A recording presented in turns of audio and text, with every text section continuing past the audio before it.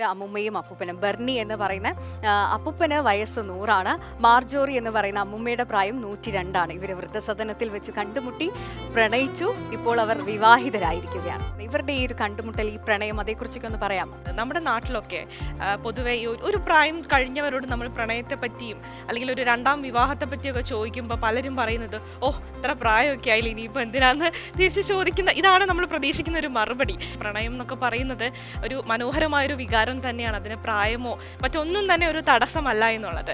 അത് സ്വന്തം ജീവിതത്തിൽ പകർത്തി എഴുതിയിരിക്കുകയാണ് ഫിലാഡൽഫിയയിലെ ഈ യുവദമ്പതികൾ എന്ന് തന്നെയാണ് എനിക്ക് പറയാൻ തോന്നുന്നത്. കാരണം ബെർണിക്ക് 100 വയസ്സാണ്, മാർജോറിക്ക് 102 വയസ്സാണ് പ്രായം.